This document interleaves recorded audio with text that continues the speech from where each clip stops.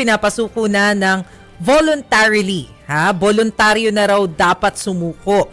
Itong si Senador Bato de la Rosa, base po yan sa resolusyon na inihain ng ilang senador. Kabilang po sa mga lumagda dito sa Senate Resolution, sina Senador Kiko Pangilinan, Ping Lacson, Bam Aquino, Tito Soto at Risa Ontiveros. Giit po ng grupo, walang kapangyarihan ng Senado, mapa-constitutional o statutory authority na magbigay ng protective custody o sanctuary mula sa isang lawful arrest, surrender o judicial process. So parang technically, panawagan para sumuko na ng kusa itong si Senador Bato de la Rosa. Yan. Oo, kaya lang ang pumirma lamang ay Yung 5. Apat, lima. 5. Lima. Okay. Okay lang, resol. So, tingnan natin kung anong dyan. No? Pero before natin ibalik si Marymon, pakinggan natin yung interview nila kay SP Alan Peter Cayetano. Well, it's very obvious to me they didn't want him to appear. Nung wala siya dito, dapat daw nandito siya. Nung nandito siya, may humabol sa kanya. Ngayon nandito siya, urging to surrender. Senator Bato will surrender if it is a Philippine court that orders his arrest and he is allowed all legal remedies. So, yun lang payo ko sa kabila. You know, don't be personal. Think of what's better for the country. Think what's better for the institution. Meron ka ba idadagdag doon, Marymon? Baka may reaction baka na. may iba pang reaction dyan. Ruby Chiki Mase, ang nasabi din dyan ni SP Cayetano, kasi natanong din namin kanina kung dahil ba lima lang ba ang pumirma dito, kumbaga hindi ba to pupuslit o kulang ba, kailangan ba din dyan may malaking consensus ng numero. Sabi dito ni ni SP Cayetano, nirerespeto niya raw yung opinion nitong mga senador, pero still ang gusto raw talaga nila, lalo na ng liderato ngayon na ito na ang bagong majority, is mabigyan ng protection daw itong si Senator Bato de la Rosa at ma-exhaust daw lahat ng legal remedies or alternatives na pwede niyang gamitin lalo na sa pagharap dito sa mga either yung mga kaso, yung arrest warrant na nababadya sa kanya, even yung subpoena mula sa pulisya. And ang pinakatinitingnan nila dito, ang gusto raw nila kung sakali man magkaroon ng pag-i-issue ng arrest warrant, magkaroon daw ito ng pagdadaan sa mga lokal na korte dito sa bansa.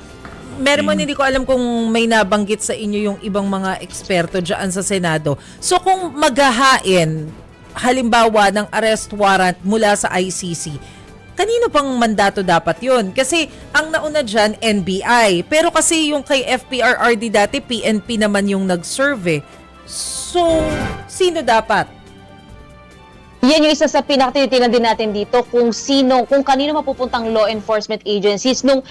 Kahapon kasi ang nandito is yung NBI. And ang nasabi ni former Senator Sonny Trillanes na nandito siya, yung ICC arrest warrant na hawak niya. Ito yung sealed version kasi tinanong ko pa, ibig sabihin ba iba pa yung public arrest warrant? Hindi ba yung totoo talaga? Kasi may correction na lumalabas. Sabi niya, public arrest warrant yung sinasabi doon. Ito yung sealed warrant. Ang mag-i-issue raw nito is yung NBI. Which is ang rason kaya siya nandoon kahapon dahil yung sa hamon daw ni Senator Bato de la Rosa year 2024 nasamahan niya raw yung aaresto sa kanya.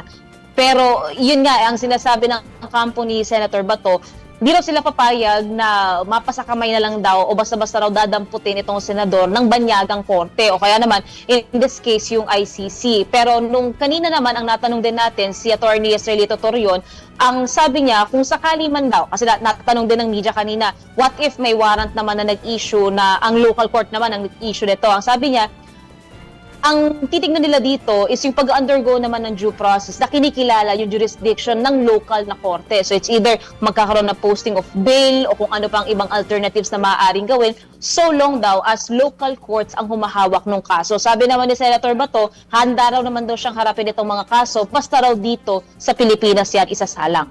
Kaya nga, so may mga nagsasabi ng mga lawyers nga kanina na kung kung naniniwala sila na dapat yan yung proseso, parang he's free to go. Oo. Hindi siya, lalo na sinabi ng authorities kanina, no, Marymon at saka Chiki and Masena, kailangan pa munang umupo sa isang lamesa ng DOJ, ng NBI, ng DFA, tsaka ng PNP before anything happens. Oo. Hindi pa nangyayari yun. Yes, yes. So, Ano kinakatakot ni Senator Bato? Pwede silang mabahas. Naniniguro. Naniniguro. Mahirap na, nakakatakot nga talaga, no?